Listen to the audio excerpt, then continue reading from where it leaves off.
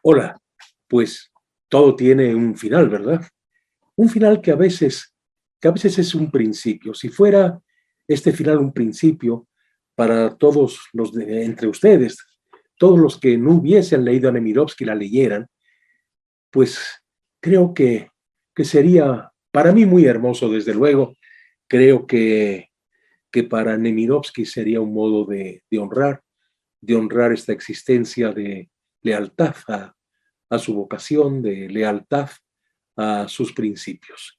Y claro, en esta última sesión de este ciclo tendremos que entrar en su obra mayor, en su obra cumbre, que lamentablemente no pudo ser concluida porque fue, como ustedes saben, apresada y fue enviada al campo de concentración en Auschwitz. Bien, el 17 de agosto, perdón, de 1942 es la fecha en que muere Nemirovsky Irene en el campo de concentración de Birkenau-Auschwitz.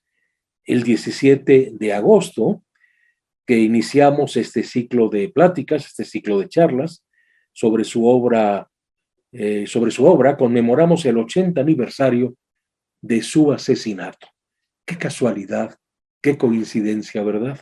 Que iniciamos este ciclo precisamente, y no lo sabíamos, justo el día que se celebraba, que se conmemoraba más bien, con profunda tristeza, el 80 aniversario de su muerte. Algunas fuentes dicen que se contagió del tifus en el campo y que de eso murió. Los nazis tenían un moridero, digamos, para decirlo de alguna forma, un moridero para los que estaban contagiados de algo, para los que estaban a punto de fallecer o aquellos cuyo final era inminente. No tendría por qué extrañarnos tampoco que estando contagiada, una enfermedad ya terminal, la hubiesen gaseado también, no lo sabemos. Es un hecho que los alemanes son muy precisos en sus cuestiones de estadística. Creo que fueron los que iniciaron, antes que cundiera por el mundo, esta enfermedad, no sé si para bien o para mal, de la estadística. Los alemanes fueron los pioneros en la estadística y en el uso de la estadística, y llevaban una estadística de los que entraban al campus con todos los datos, los que morían con todos los datos, etcétera. Es verdad que muchos se perdieron porque muchos de los oficiales nazis los destruyeron cuando era ya inminente la entrada de los soviéticos y por tanto la liberación de los que estuviesen aún vivos, digamos, ¿no? Todos recordamos estas imágenes tremebundas de las fosas, estas imágenes tremebundas de hombres, mujeres, niños en los huesos, raquíticos, algo tremendamente doloroso que, aunque haya sido visto solo en fotografía, nos deja como un dolor muy, muy grande, un preguntarnos a qué grado de maldad puede llegar el ser humano. En fin, Auschwitz fue el final, significó el final para Nemirovsky, como sería el final también para su esposo. 1938, en 1938 el gobierno francés rechaza su petición de naturalización.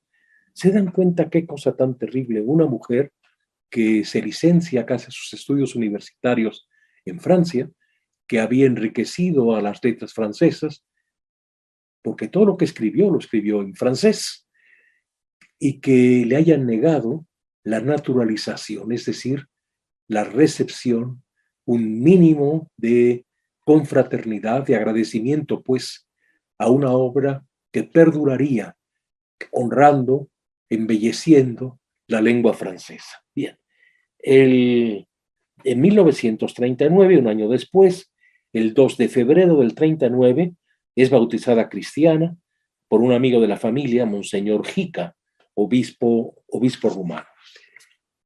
¿Fue o no fue una real conversión? No lo sabemos. El hecho es que fue bautizada con su marido y sus dos hijas, Denise y Elizabeth. La pequeñita, Elizabeth era una niñita apenas entonces.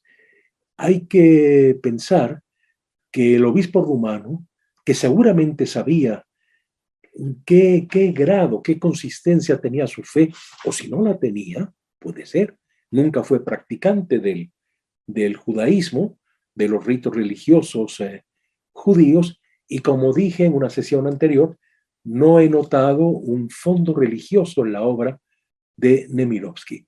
Pero el hecho es que el obispo rumano, que la bautiza a ella, a su marido y a sus hijas, siguió un llamado de la caridad.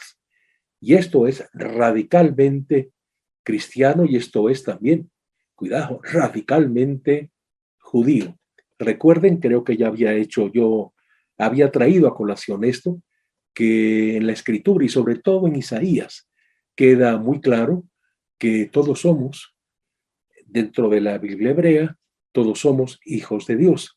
Y no hay que olvidar que después de todo, si Nemirovsky se hace cristiana, pues ser cristiano no es una negación del hebraísmo, no es una negación del judaísmo.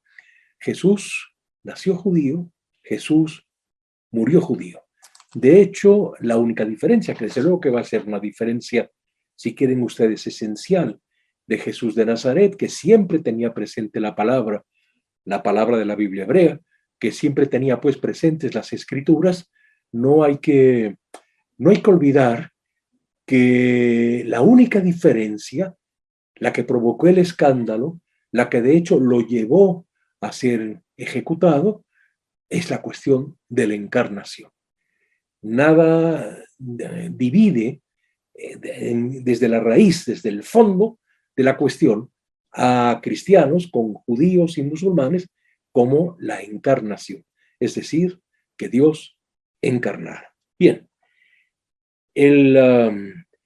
la escritora Miriam Nisimov, una estudiosa de la obra de Nemirovsky, nos cuenta cómo se salvó esa novela que fue La Suite Francesa. Vean ustedes, La Suite Francesa fue publicada por primera vez en el año 2004, o sea, 62 años después de haber sido asesinada Nemirovsky. 62 años después de haber sido escrita la novela. Esto es algo que impresiona y que impresiona muchísimo. Era la novela que traía inédita, como también estaba inédito la novela El ardor de la sangre, que había conservado la editorial Albin Michel. Cuando Albin Michel muere, le pide a su yerno y a su jefe de ediciones, les pide que no dejen de velar por las hijas de Irene, que las tengan siempre presentes donde estén para pagarles no ya las regalías, no ya las regalías porque los libros fueron prohibidos en la Francia ocupada y con la complicidad del gobierno francés de Vichy, pero lo que estaba ahí, lo que no se le había pagado, que estuviera muy, muy, muy al tanto y lo que se pudiera vender también clandestinamente. Esto habla muy bien de Alba Michel, de su yerno y de su jefe de ediciones de apellido Sabatier. Bien, la escritora Miriam Nisimov cuenta, y es un hermoso relato, cómo se salvó la Suite Francesa. La Suite Francesa es una novela de la que se conservaron las dos partes que escribió. La primera se intitula Tempestad en junio y la segunda, en italiano, Dolce, dulce. Tempestad en junio. ¿Qué fue esto? Los nazis entraban, los franceses de París están aterrorizados y todos huyen de la capital, buscan irse al campo para estar quizá más protegidos, piensan, sienten, y personas de muy diversas clases sociales que tienen parientes en la provincia se van. Y fue una desbandada, dicen, que tremenda. Y cómo lo cuenta y cómo nos lo hace vivir Irene Nemirovsky en su novela En la Suite Francesa. La segunda parte es cuando ya los nazis han ocupado toda Francia, cómo van interrelacionando muchos franceses con muchos alemanes. Esto es algo que no se había trabajado, esto es algo que no había sido dejado plasmado de lo que nos había dejado testimonio, más que en una que otra película que se filmaría posteriormente.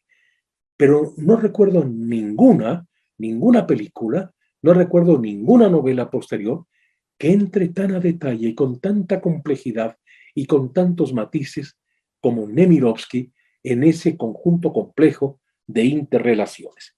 Hoy me van a ustedes a permitir, a veces puede ser un poco cansado, pero es tan hermoso el texto, los antecedentes de la salvación de la salvación de este texto. Nos escribe la escritora, la estudiosa de Nemirovsky, lo siguiente.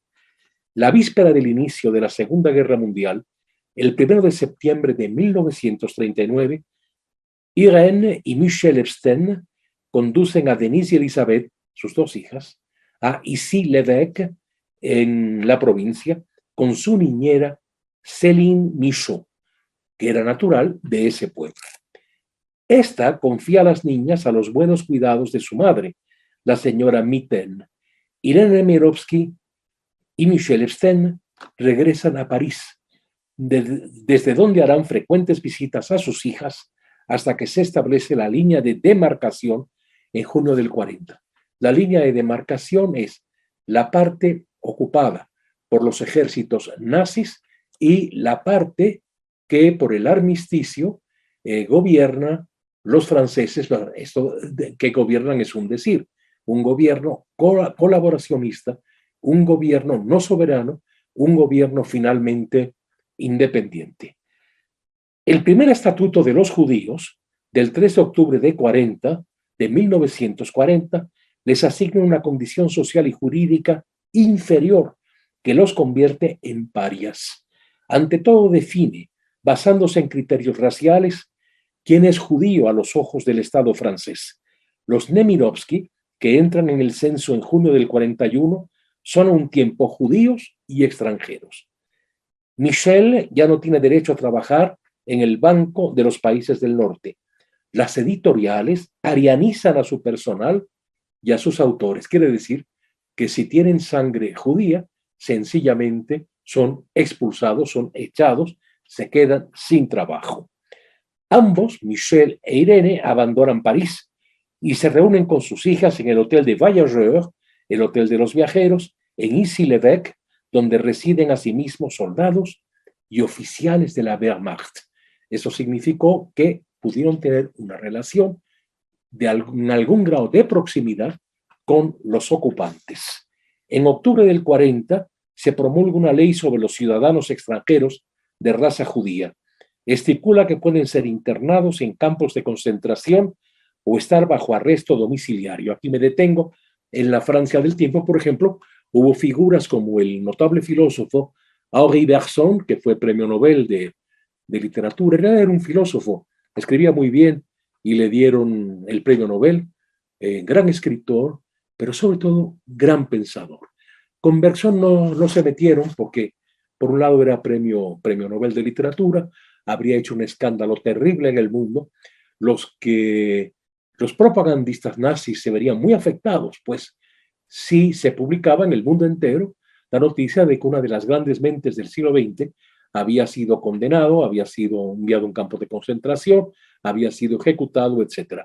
Esto es especialmente conmovedor, además, porque Bergson había conocido un proceso espontáneo de conversión cristiana, un proceso que fue en él muy profundo, que fue muy hondo, que incluso hasta fue doloroso, a pesar de la alegría que provoca el reencontrar una fe que no te lleva a asesinar a nadie, que te dice que todos somos hijos de un mismo Padre, que la paz va por delante y que la caridad, si se peca contra la caridad, se ha perdido la paz, la alegría, se ha perdido todo, uno ha quedado absoluto y totalmente despojado.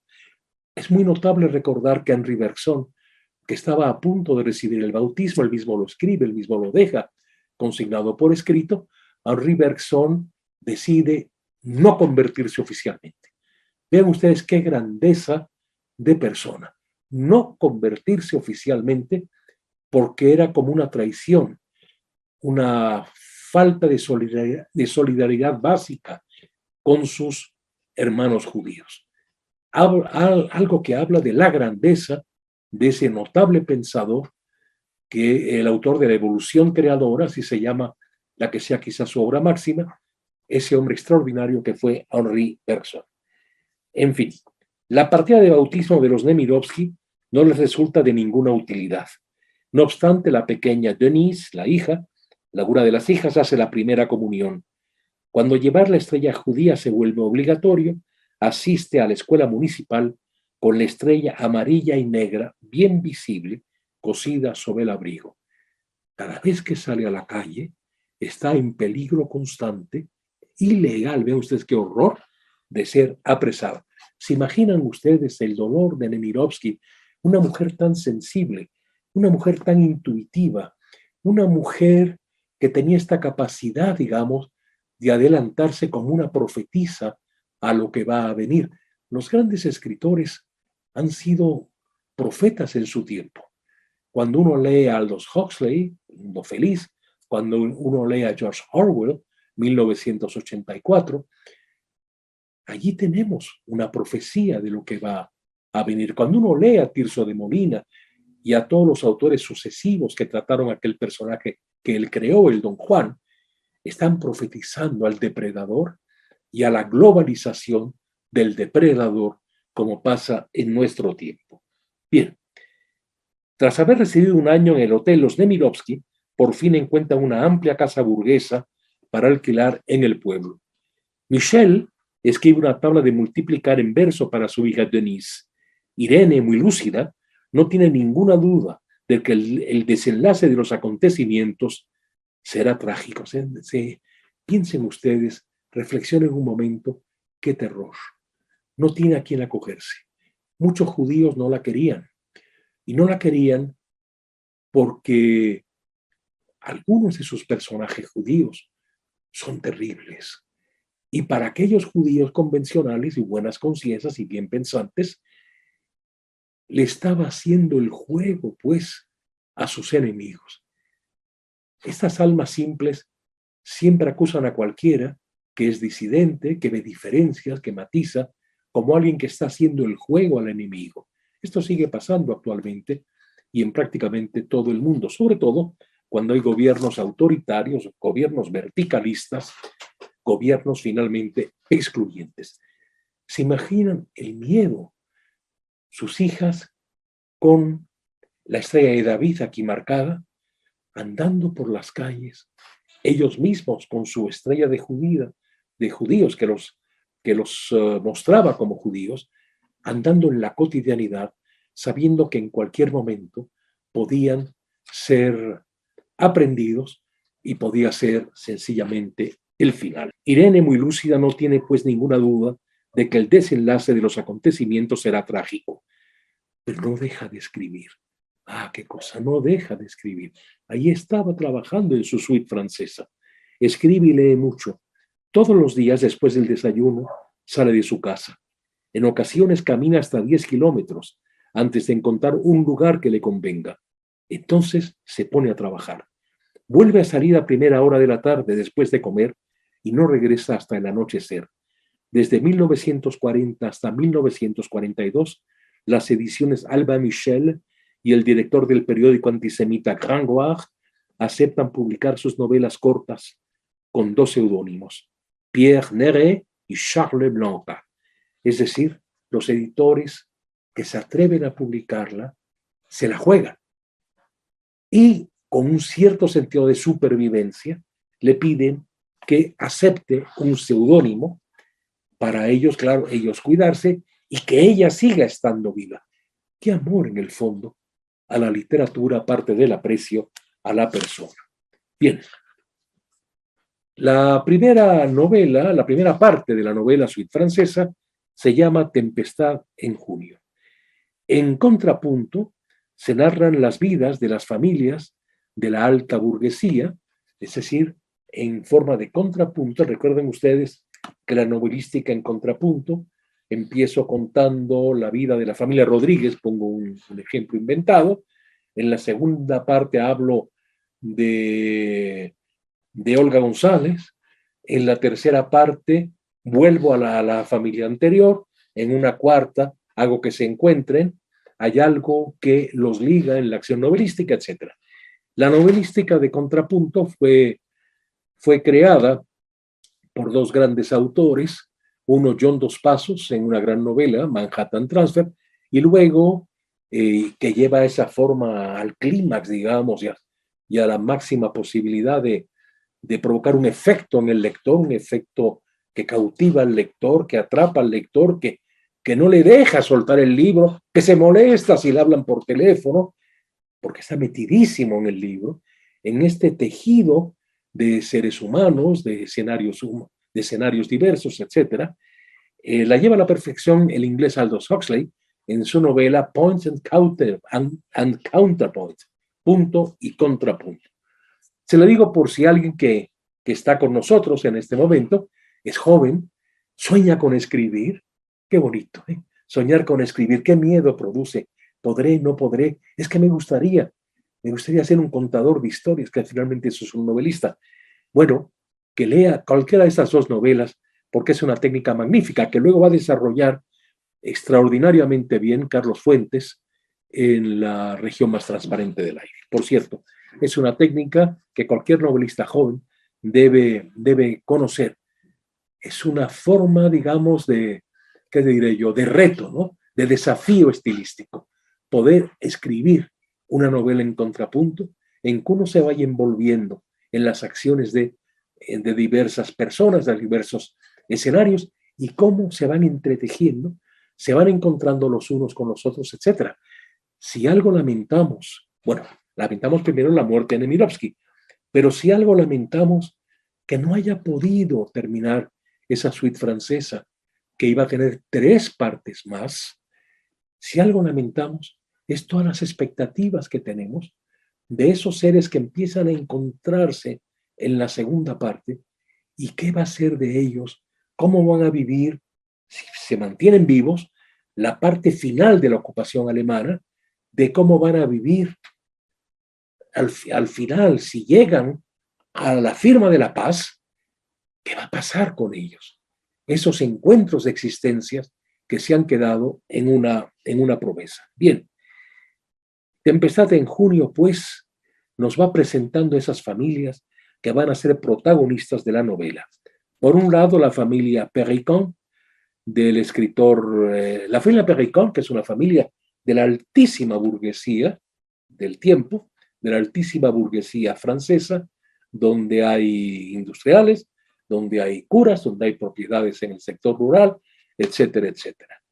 Por otro lado, también la del escritor burgués Gabriel Corte, y de su amante Florence, una mujer frívola, una mujer hecha a las grandes cenas, las grandes reuniones en su casa con la florinata, pues, de la intelectualidad del tiempo, y su marido, un escritor que tiene éxito, un escritor que le va muy bien económicamente, seguramente un escritor al gusto de muchísimas personas, ¿verdad? Un escritor mundano, en fin, un escritor, digamos, ¿no? Y cómo siente una distancia con las personas de otro nivel social, a las cuales tiene que enfrentar en esa huida, cómo resiente todo eso, nos lo hace sentir Irene Nemirovsky, la falta de alimentos a los que está hecho, ciertas sazones a los que está acostumbrado, los vinos que busca y que ya no encuentra, etc. Estas nimiedades, si quieren ustedes, cómo nos hace sentir la tristeza, la desesperación de alguien que no ha cultivado los bienes espirituales, digamos. Es un retrato de este burgués, de este bien pensante en el fondo, de este hombre de mundo extraordinario. Recuerden ustedes que cuando un joven escritor le manda un joven escritor le manda un texto a Anton Chekhov, al que admiraba mucho, Anton Chekhov, por cierto, una de las grandes admiraciones de Nemirovsky, al que le escribió, y también fue inédito, hasta muchos años después, le dedicó una biografía que es una maravilla de un escritor analizando a otro escritor y hacernos vivir cómo se fue forjando ese escritor. Y la novela, que es una autobiografía, pero se lee como un texto narrativo, es la biografía de Anton Chekhov, un libro altamente recomendable. Recuerden ustedes que Chekhov es uno de los grandes maestros del cuento en la historia de la literatura. Él, antes que él, lo fue Guy de Maupassant. Después de él han sido Salinger, Juan Rulfo, en fin, los grandes maestros, pues, del cuento. Olvido muchos otros, claro está, pero aquí estamos hablando de Nemirovsky y estamos en la suite francesa. También nos cuenta a la familia Michaud. La familia Michaud, que son empleados, que son dependientes en una casa de banca, que los emplea al uno y al otro. Son personas muy, pues, de clase media, que tienen las vicisitudes de la clase media, no tienen un chalet, una casa en el campo, donde protegerse, donde descansar, buscan a parientes que los puedan alojar, que los puedan proteger durante toda aquella zozobra de una invasión, de un ejército poderosísimo y sobre todo portador de una ideología excluyente.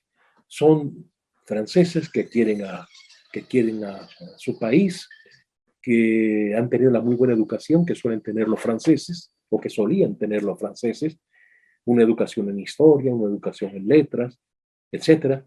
Son pequeños empleados, pero son personas que gustan tanto del music hall como de un concierto, digamos, en la Salle Pleyel, etcétera. Gente de clase media, digamos, ¿no? Con su veraneo, subirse, quizá no todos los meses del año, pero al menos una semana o 2 semanas a un lugar de descanso cada año, etcétera, que tienen un hijo universitario, un hijo que ha terminado sus estudios, un hijo que de alguna forma, cuando lo ven, sienten un profundo y bello orgullo de un muchacho que se ha ido desarrollando también en medio de situaciones a veces difíciles, de papás que no siempre tenían todo el dinero para darle todos los gustos que hubieran querido darle. También se nos cuenta la historia de la familia campesina Angelier. Muchas familias campesinas tuvieron que dar alojamiento a los invasores. ¿Por qué? Por decreto, porque no les quedaba de otra. Se nos cuenta la interacción de los alemanes con las familias que los alojan, el desprecio, el orgullo herido de una aristócrata de provincias, la vizcondesa de Montmort, que se siente ofendida, que se siente humillada, que es muy ligera, muy frívola, muy superficial. Maneja ese orgullo como una forma de identidad, un poco pueril, pero en fin, ¿no? Y que, claro, mantiene la distancia con esos alemanes, cuidando las formas, porque también ella sabe que está en peligro.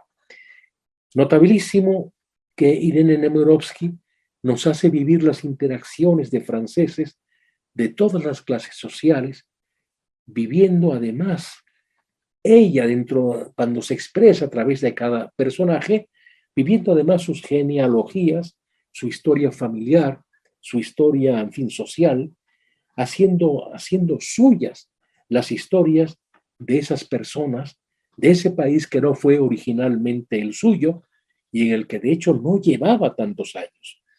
Esto es una muestra de un modo de conocer de los poetas, de los novelistas, que es fiable de ello el conocimiento por connaturalidad. De pronto vamos al fondo de una persona de golpe, lo sentimos, ¿no? Tenemos una impresión definitiva y luego procuramos, ¿verdad?, irla decodificando, irla viviendo a través de las acciones de esa persona de la vida real, vuelta, tornada, personaje y por tanto transfigurada.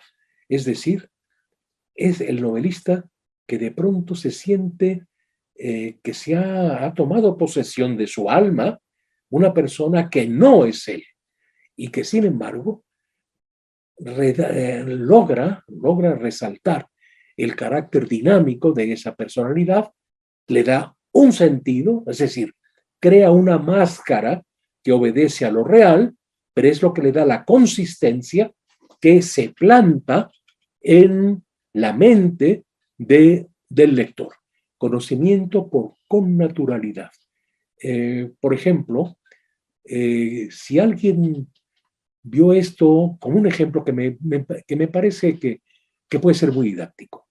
Cuando el Burlador de Sevilla, la primera vez que surge en los escenarios la figura del Don Juan, creada por Tirso de Molina, lo primero que dice el Don Juan cuando lo descubre en su relación con Isabela, en la que ha suplantado al amante de Isabela sin que ésta se haya dado cuenta, hasta que ella le pide luz para saber, para ver esos ojos de la persona a la que he gozado, más o menos así dice el texto, y en eso, cuando ella ve que no es Octavio y grita y vienen en auxilio de ella, cuando preguntan el que está al frente de la tropa, ¿quién está ahí?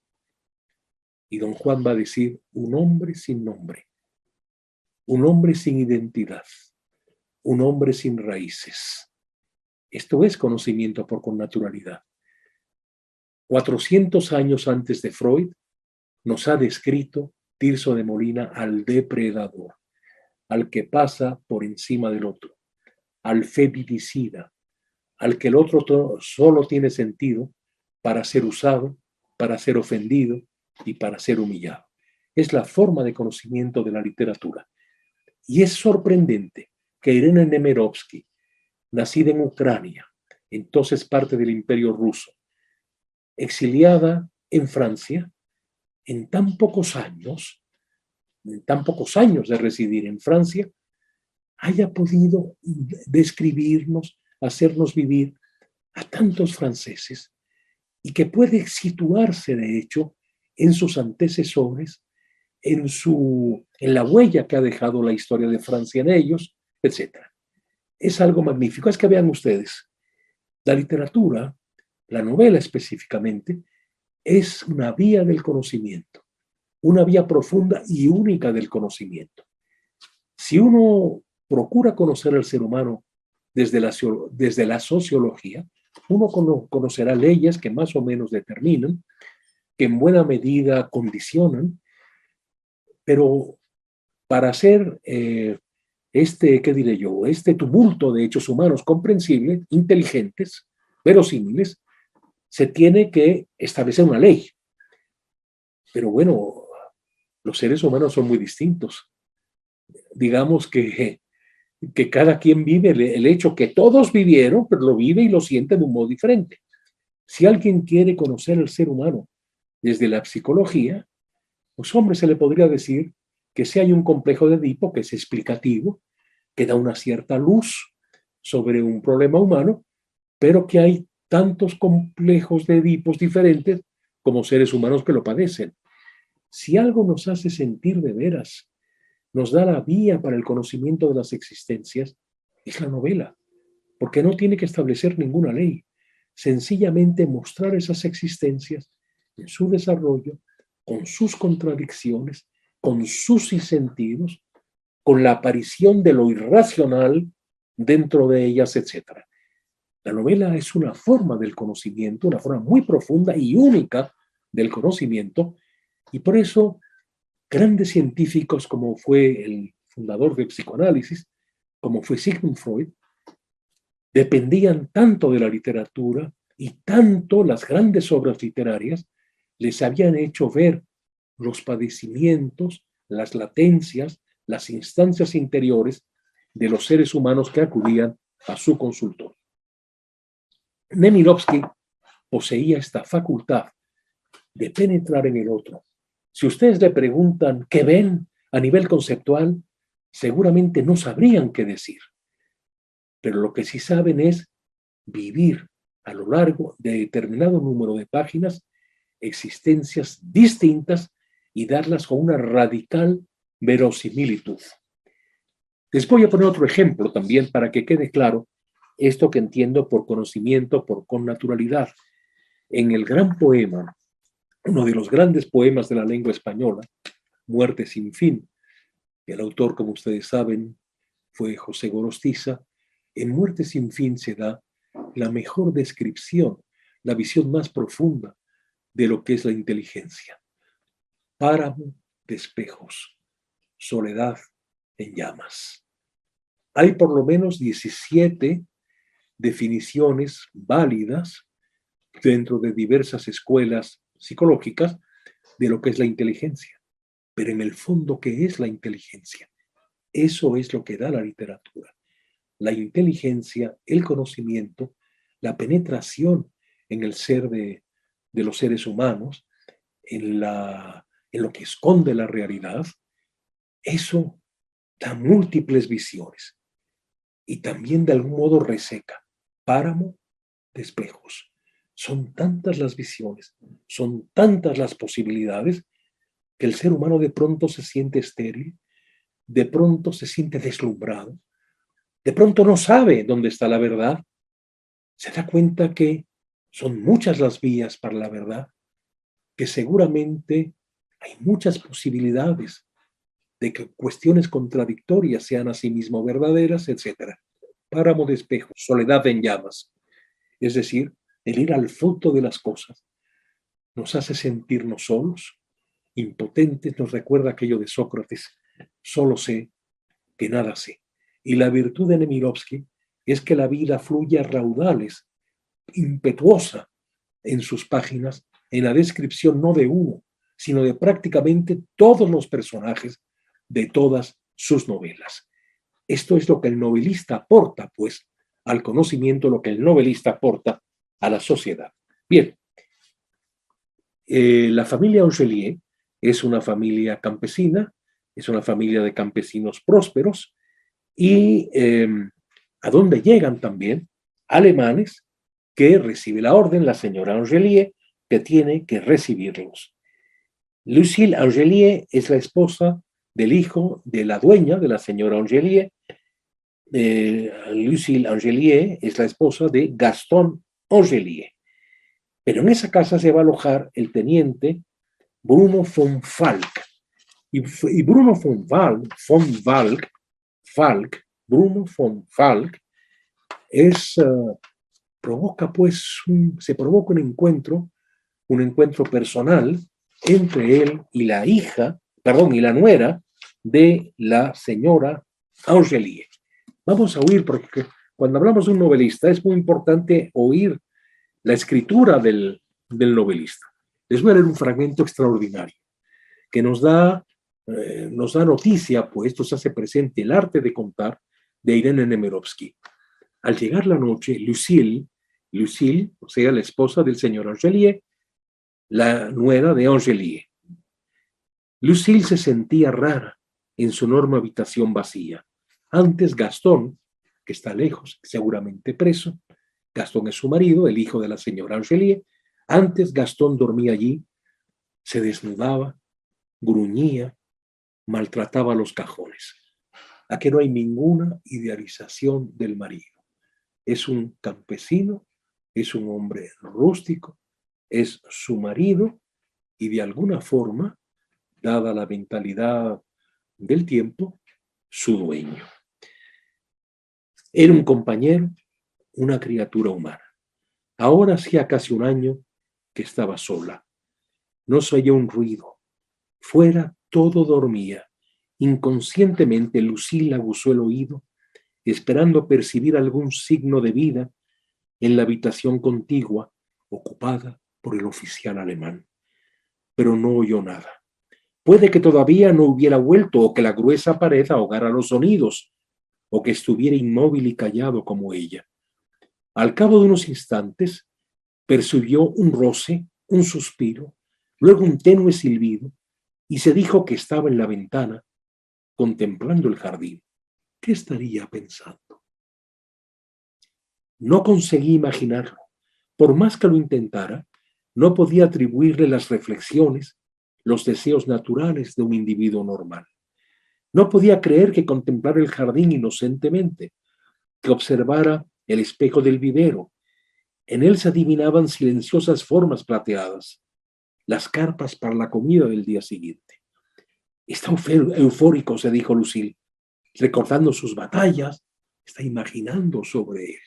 Es una especie de deseo todavía ligero que no ha cultivado de alguna forma, pero que ahí está. Está eufórico, recordando sus batallas, los peligros superados. Dentro de un rato escribirá a su casa, a Alemania, a su mujer, a su mujer. No, no puede estar casado. Es demasiado joven. Es qué ternura esto, ¿no? No puede estar casado, es demasiado joven. Escribirá a su madre, a su novia, a su amante. Pondrá, viva en una casa francesa. No hemos padecido en absoluto Amalia. Se llamará Amalia o Cunegonde o Gertrude, pensó Lucille, buscando expresamente nombres ridículos, porque somos los vencedores. Ahora ya no se oía nada. Había dejado de moverse. Contenía la respiración. Vean ustedes qué modo de insinuar un erotismo que no se quiere llevar plenamente a la conciencia. ¿En qué piensa? ¿Cómo imagina? ¿Cómo va transformando a ese amable, por otro lado, oficial alemán que ahí se encuentra en su casa? Este es uno de los personajes, Lucien Angelier, pero hay muchos. Pero hay otro también especialmente hermoso, Madeleine Lavary. Madeleine Lavary está casada con Benoit, tienen un bebé. Había experimentado antes una inclinación sentimental por Jean-Marie Michaud. Jean-Marie Michaud es ese muchacho universitario, joven profesionista, cuya carrera preludia un éxito social, que es el orgullo de esos papás de clase media, los señores Michaud, y que estaba luchando contra el invasor, y que un tiempo estuvo protegido en casa de la familia Lavary. Y para aquella campesinita, o sea, para Madeleine Lavary, el tener de cerca, el tener la cotidianidad, aparte lo habían protegido porque estaba herido, el darle sus cuidados, aquel muchacho que tenía además un fondo de ternura, de delicadeza, etcétera, que sabía mirar también, que veía, que ya sentía que veía en él a la mujer que había en ella. Esto le deja una marca porque es una campesina que nunca había estado cerca de un señorito, de un muchacho refinado, de un muchacho, digamos, que se bañaba, que se ponía colonia, que de buenas maneras, de finas maneras, con un lenguaje más rico. Esto es deslumbrante, la deslumbra de alguna forma. Es inevitable que compare con su marido, no porque su marido sea una mala persona, con quien había tenido seguramente un hermoso encuentro cuando se hicieron novios, pero bueno, están hechos a la rutina, a la cotidianidad. Es un rústico finalmente su marido, se descuida cada vez que no se prepara para verla, como un jovencito de la ciudad, de clase media más o menos acomodada, si tiene un sentido del ritual del enamoramiento. Es bellísimo cómo va contando este ensueño, este recordar al joven burgués Jean-Marie. Pero ahí también, a casa de Lavary, va a llegar otro soldado alemán. Y ese soldado alemán era otro muchacho de clase media, de una familia análoga a la familia de Jean-Marie, el francés, y esto también, claro, no deja de deslumbrarla. Vamos a acercarnos un poquito, porque este otro alemán se llama Kurt Bonnet, y el diálogo es ciertamente muy, muy bonito. Insisto, a veces puede ser pesado esto que uno se ponga a leer, pero a veces hay que leer cuando hablamos de un escritor, porque el escritor es es una forma también, ¿no? Y resulta que, bueno, dejemos hablar a Irene Nemirovsky. A su inspiración se debía una orden de la Kommandantur de Calais, fechada unos meses antes. Bonnet había observado que los días de mercado Los campesinos llevaban los pollos cabeza abajo, agarrados por las patas. Por motivos humanitarios, tal comportamiento quedó terminantemente prohibido.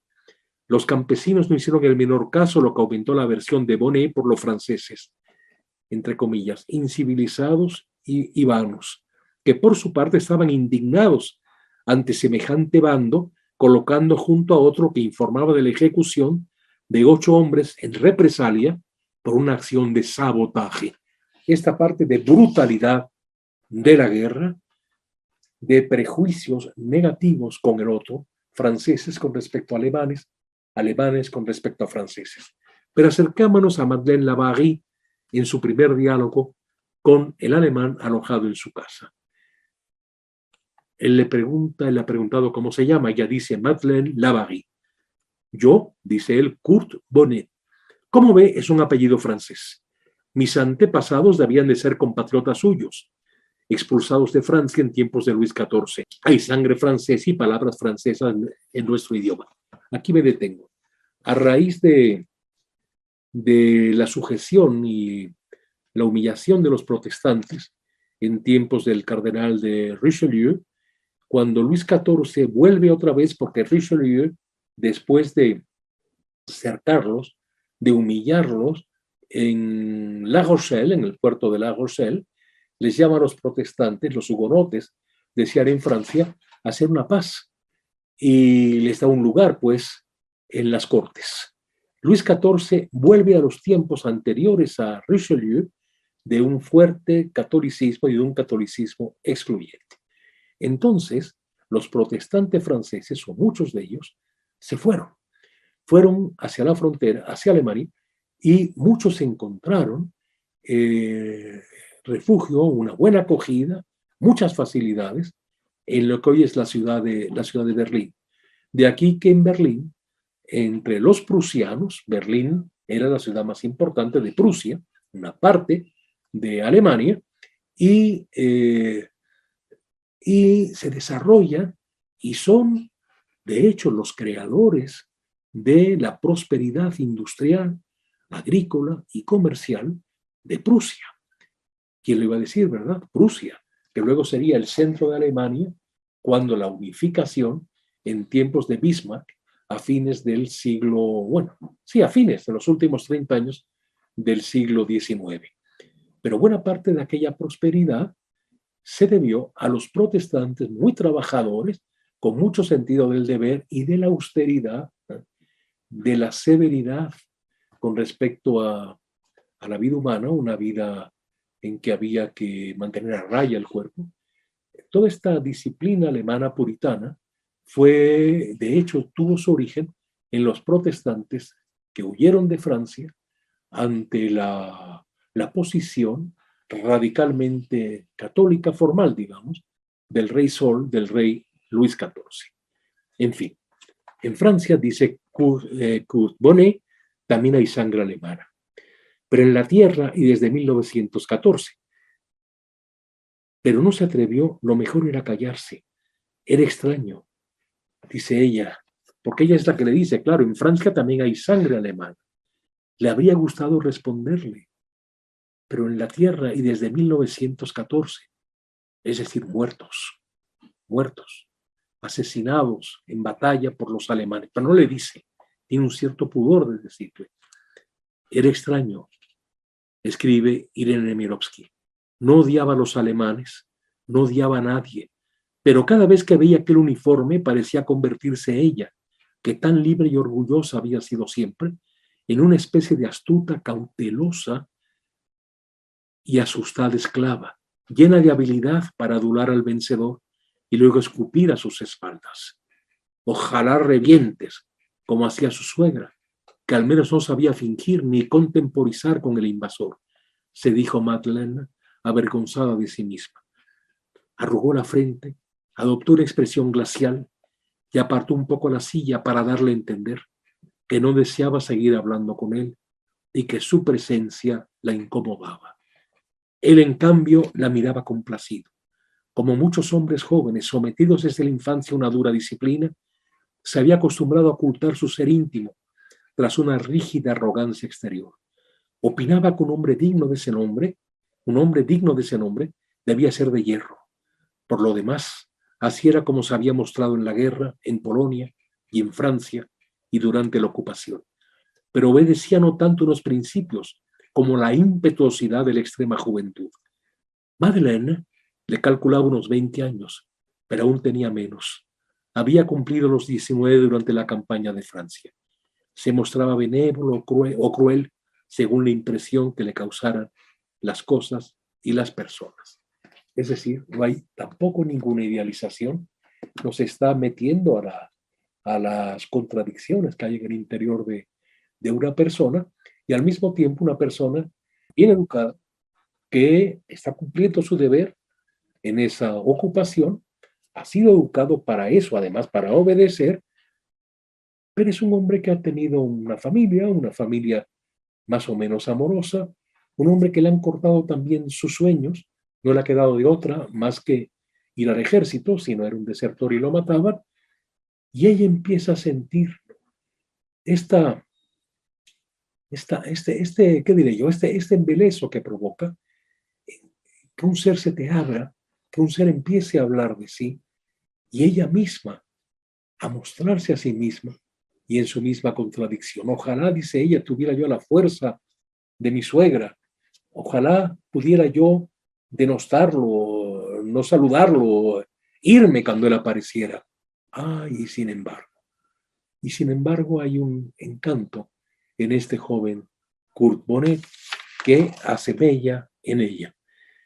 Luego también nos cuentan la conmovedora historia del sacerdote Philippe Péricon, es decir, los Péricon, que tienen muchos hijos, uno de ellos es un sacerdote que cree, un sacerdote que para quien en principio lo fundamental a él como cura es el servicio, es servir al otro, es atender al otro, y que ayuda a unos jóvenes de un orfanatorio, que los ayuda, los protege, los ayuda a huir, a buscar refugio con él, y finalmente lo asesinan.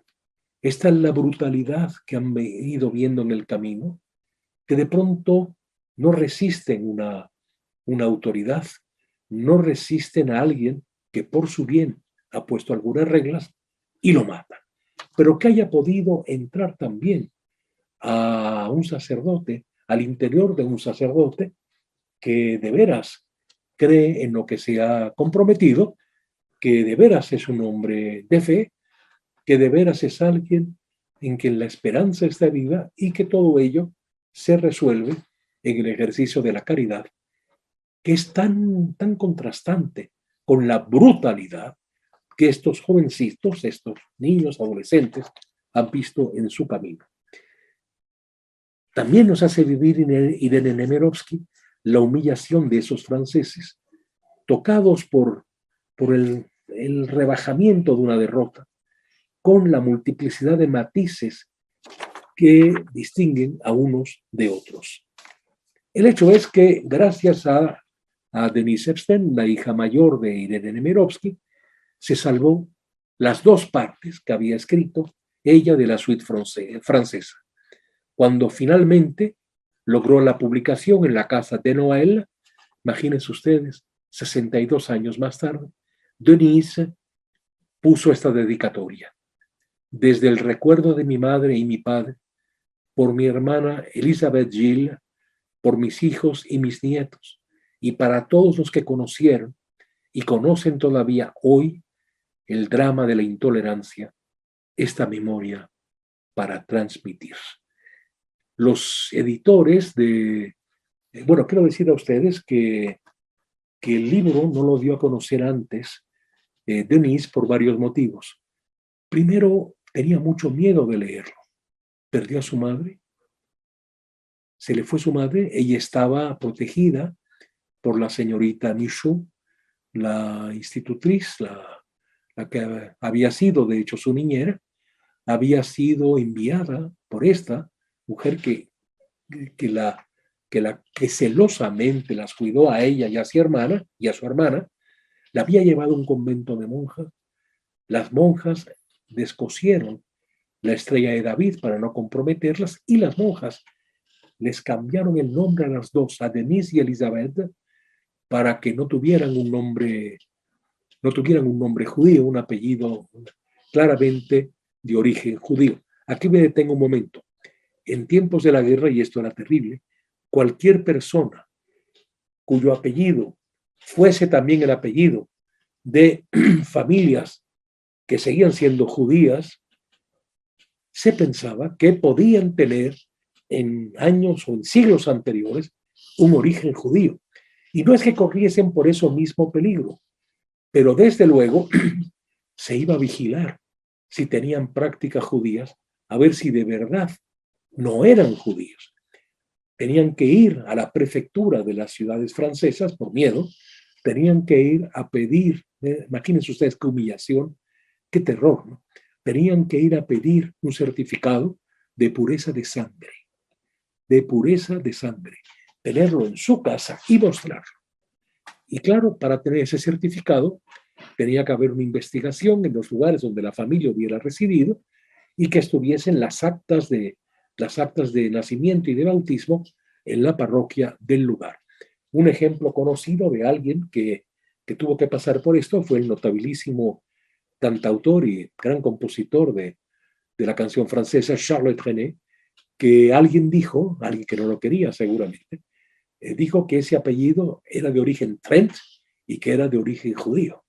Este era un hombre del sur de Francia, de la ciudad de Narbona, y fue a Narbona a recoger todas las actas existentes mostrando que era cristiano viejo. Y tuvo que ir a la prefectura y como le tomaron fotos, luego dijeron, cuando acabó la guerra, este es sospechoso, ¿no?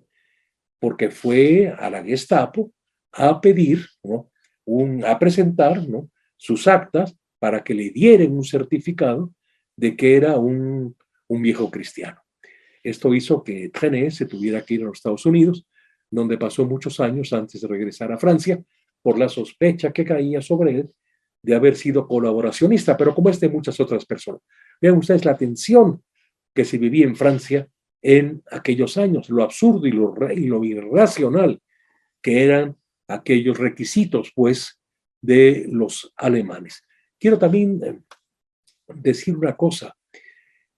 Curiosamente, el hombre que estaba al frente de los alemanes en París era un señor Abbott, que era un alemán con una profunda admiración a la cultura francesa y que, guardando las formas, era un nazi finalmente,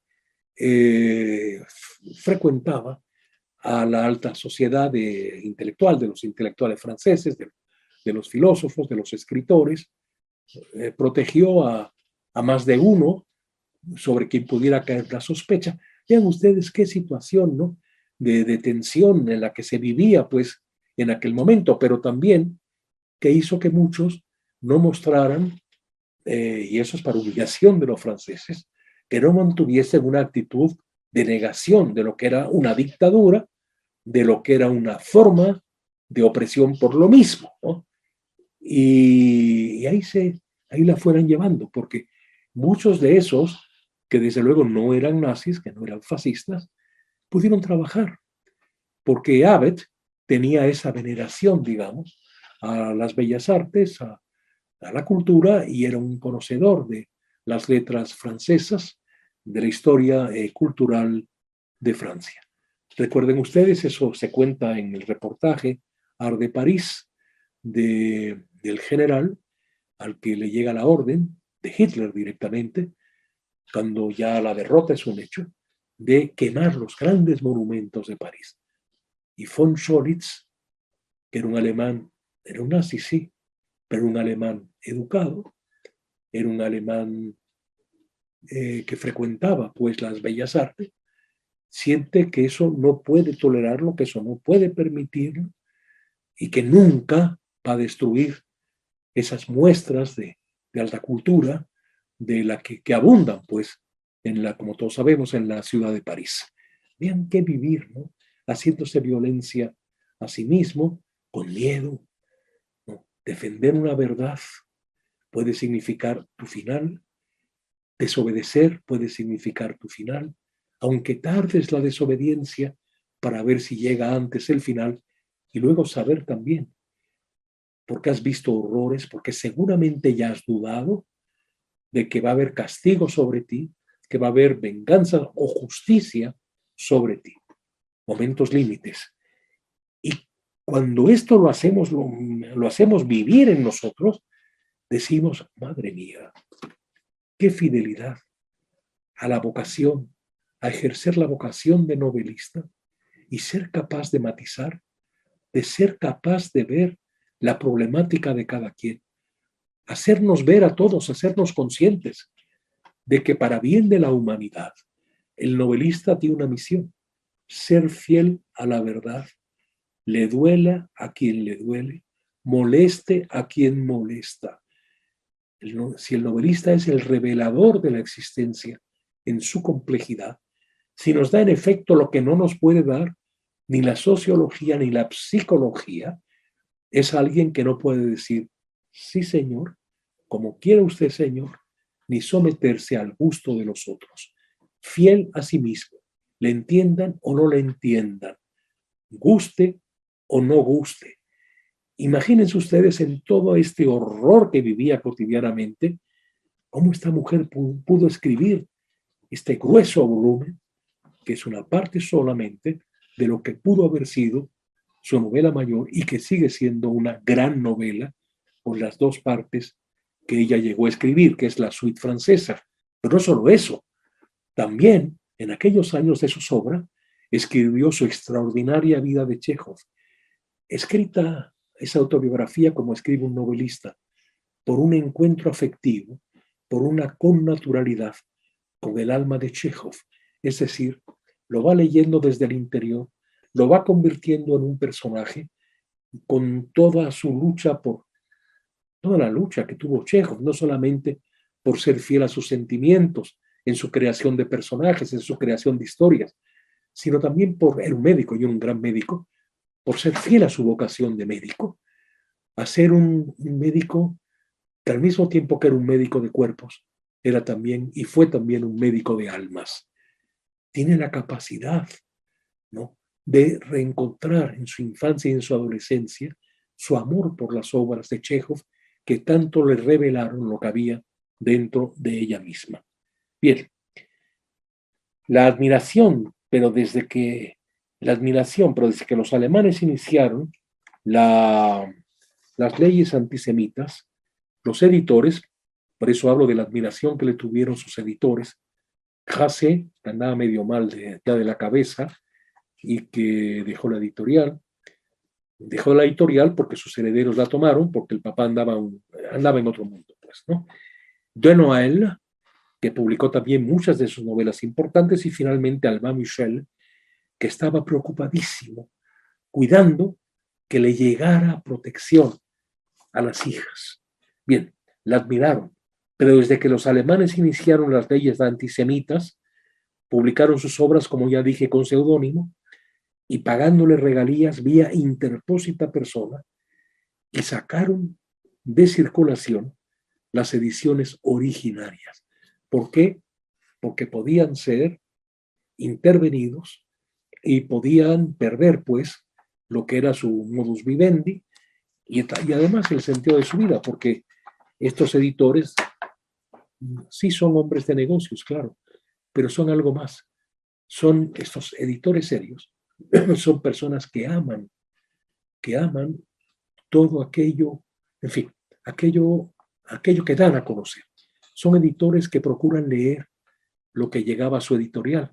Entiendo que no era una cosa tan masiva como es actualmente, pero se daban el tiempo, o lo que les decían sus lectores, que era interesante. Si lograban interesarlos, ellos personalmente leían aquellas obras y procuraban acercarse al autor, ¿no? Es decir, eran editores que tenían un cierto orgullo de que así como en el escritor, en los buenos escritores, hay una coherencia, hay una corriente interna muy profunda que une cada una de sus obras, para estos editores también el catálogo de ellos era un tanto su alma, aquello en lo que creían y aquello en lo que amaban. Es decir, eran editoriales que no buscaban publicar exclusivamente aquello que les augurara, hasta donde es posible hacerlo, en la cuestión de libros, un éxito económico, sino de alguna forma ese catálogo para ellos era lo que una novela, y cada una de sus novelas es para un escritor. Otra de las novelas que se conoció, que fue inédita, fue El ardor de la sangre, que también sería publicada y publicada después de La suite francesa. Esta es una novela que quiero recomendarles porque esta es una novela de una complejidad. No fue un bestseller, no se ha venido tan bien como otras, porque es una novela, si bien está esta analidad, esta agilidad narrativa de Nemirovsky, porque toda novela, miren, decía Sorin que tiene tan hermosas páginas, decía una novela, tenga 40 páginas o tenga 500, tiene que ser rápida siempre. Me detengo un momento para aclarar un poquito más esto. Hay novelas que son naturalmente rápidas, las novelas de John le Carré, por ejemplo, ¿no? O las de Graham Greene, a quien tanto admiro yo.